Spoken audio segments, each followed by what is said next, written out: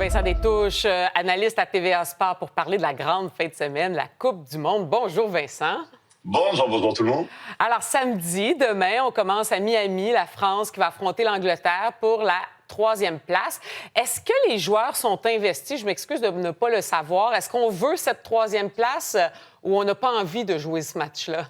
Non, c'est vraiment une bonne question. La réalité, c'est que dans le jargon de chez moi, on appelle ce match la consolante parce qu'elle est censée consoler les joueurs. Sauf que la réalité, c'est que les joueurs, ils ont pas envie d'être là. Ah oui. Ils ont perdu, ils sont traumatisés par ce qui s'est passé. Ils auraient peut-être aussi envie de partir en vacances parce que ça fait un bon 5 semaines que la Coupe du Monde a commencé et qu'ils ont envie de retrouver les leurs. Ils sont loin de chez eux. Et la compétition en club va reprendre dans pas si longtemps que ça. Donc ils ont envie plutôt d'être ailleurs. Sauf que, comme je t'ai dit, je pense qu'ils sont traumatisés par ce qui s'est passé en demi-finale et qu'ils voient peut-être pas l'intérêt sportif parce qu'il y en a pas. C'est plutôt un intérêt commercial pour les diffuseurs et pour les partenaires commerciaux. Mais sportivement, être 3e de la Coupe du Monde, peu importe. Et honnêtement, oui, on peut aller grappiller quelques points au classement de la FIFA et ça se prend bien. Mais je suis pas sûr que les joueurs soient réellement investis par cet enjeu-là.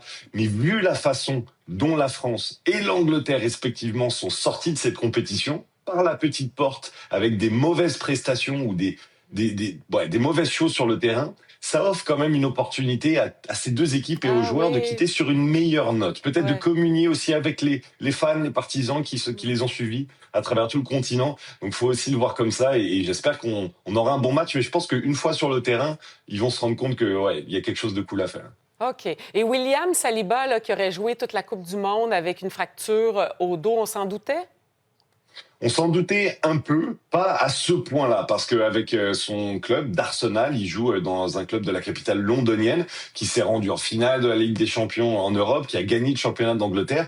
On savait qu'il était en difficulté avec son dos depuis de nombreux mois, mais on savait pas exactement la nature de la blessure. Là, on apprend qu'il y avait une fracture, quelle qu'elle soit, au dos, et là, ça devient très concret pour tout le monde. On se demande même comment c'est possible de jouer avec une fracture au dos. Quiconque a un mal de dos récurrent sait que c'est vraiment un endroit du corps qui ne pardonne pas. Alors une fracture, je ne comprends pas et je sais même pas si c'était très raisonnable. Mais bon, il y a tout un personnel et un staff médical qui accompagne les équipes. S'il a joué, c'est qu'il le voulait et que c'était permis, même si c'est étonnant.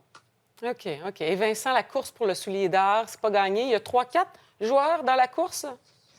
Ouais, il y a un certain Lionel Messi qui est pour l'instant co-meilleur buteur de la compétition et qui pourrait devenir le meilleur buteur. D'ailleurs, il l'a jamais été dans ses 5 précédentes Coupes du Monde. Là, c'est sa 6e. Il a jamais été nommé meilleur buteur d'une Coupe du Monde. Donc, il y a encore des petits records à aller chercher pour Lionel Messi.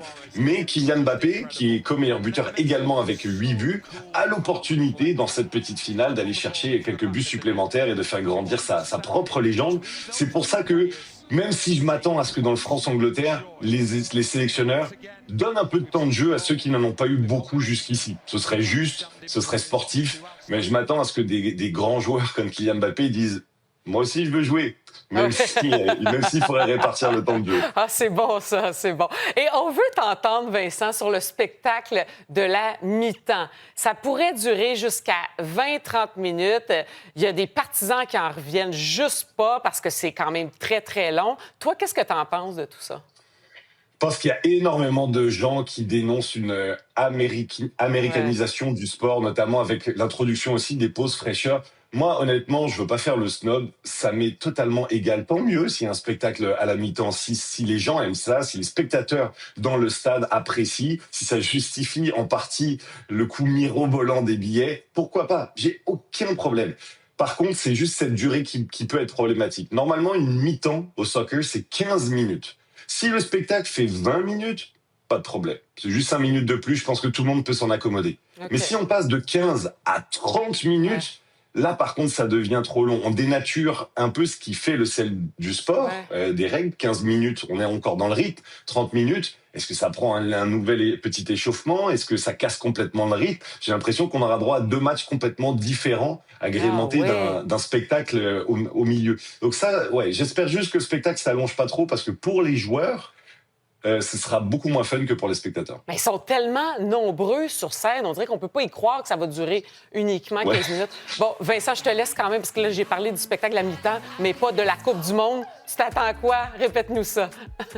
Espagne-Argentine, honnêtement, je pense que s'il y avait une nation qui pouvait battre l'Espagne, c'est l'Argentine. Parce que, comme je le disais, ils ont cette capacité à amener leur match, leur soccer et à faire peut-être péter les plombs à l'Espagne. Mais je donne l'Espagne quand même vainqueur. Bon, et tu entends? C'est Shakira. On va aller l'écouter. Vincent, passe une belle fin de semaine. À bientôt.